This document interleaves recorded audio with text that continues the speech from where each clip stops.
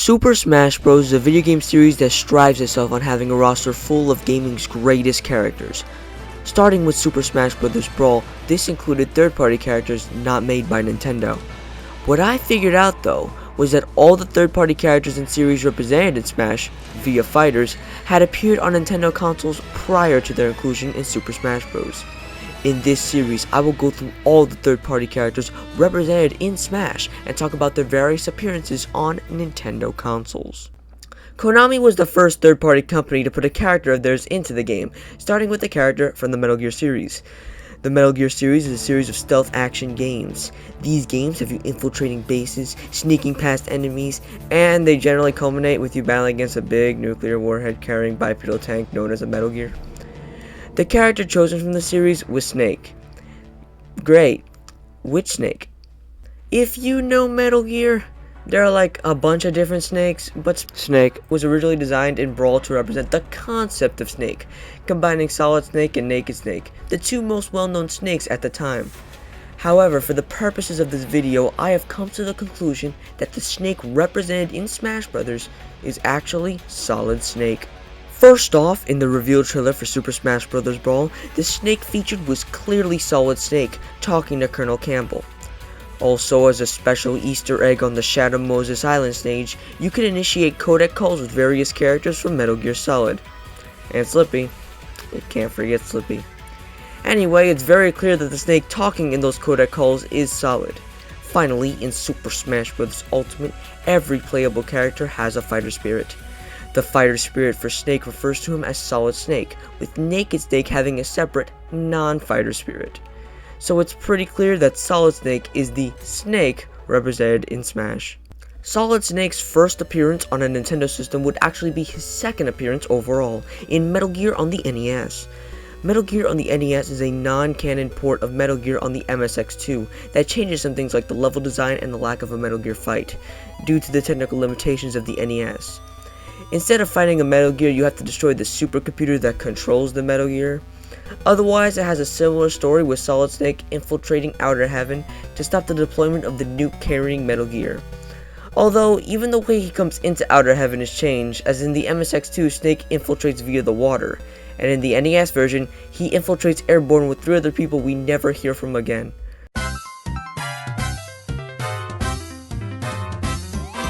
Welcome to Funny Changes. We discuss the funny changes in ports. Today we are discussing the changes present in Metal Gear on the NES that make us chuckle. In this version, you could punch dogs to kill them. I thought it was supposed to be funny.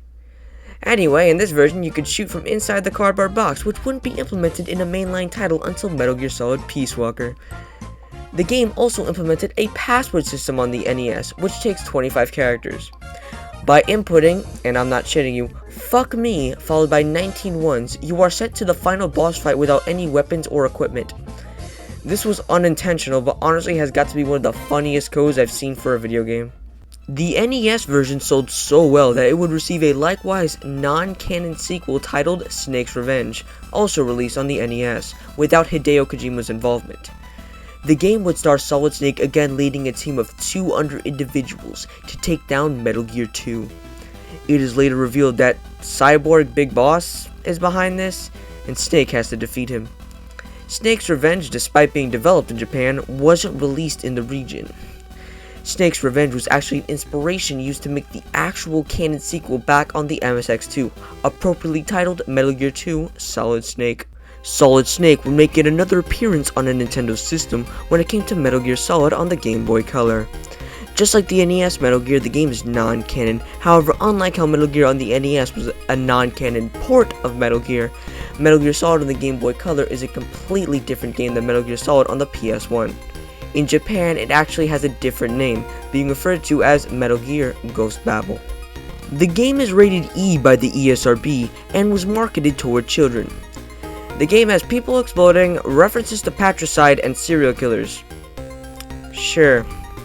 Anyway, considering it's on the Game Boy Color, the controls are akin to the MSX2 Metal Gear games, as the game takes place in an alternate reality after the event of the first Metal Gear on the MSX2.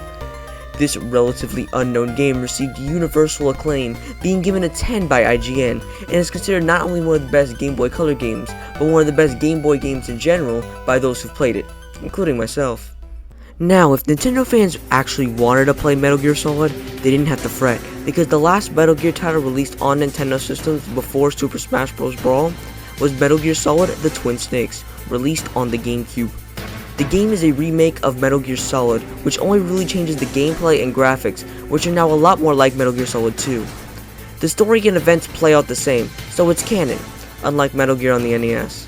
As a side note, Psycho Mantis now reads your GameCube memory card instead of your PlayStation memory card. He will have special dialogue if you have saved data for Super Smash Bros. Melee, Mario Sunshine, Legend of Zelda Wind Waker, and Eternal Darkness.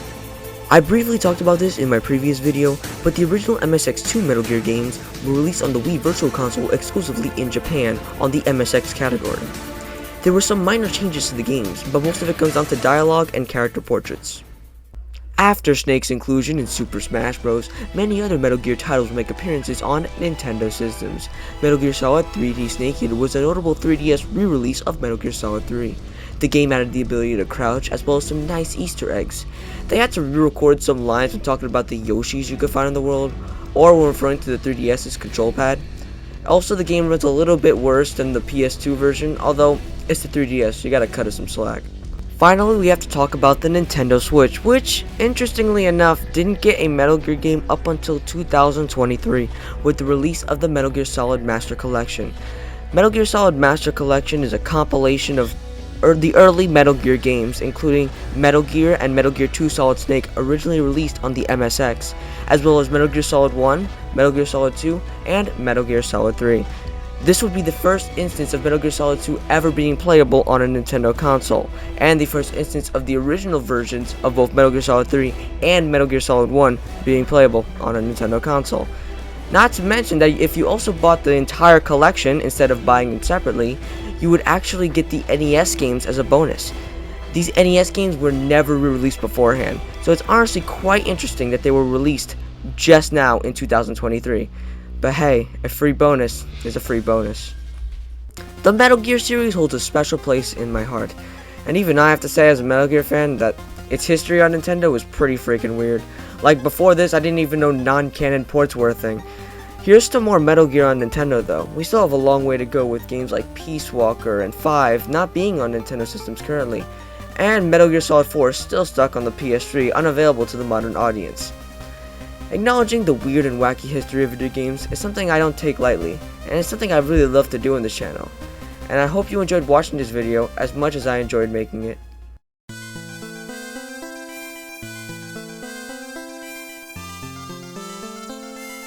Thank you for watching this video, and make sure to hit that like button if you enjoyed it. If you didn't enjoy it, make sure to hit that dislike button so I can know if I need to change anything. Also, if you enjoy my content, please consider subscribing. It would really help out the channel a lot. I plan on covering all of Smash's third-party characters and series history on Nintendo systems. I won't be covering them in any particular order, especially since Sonic has had a lot of appearances on Nintendo systems. I'll probably wait for him.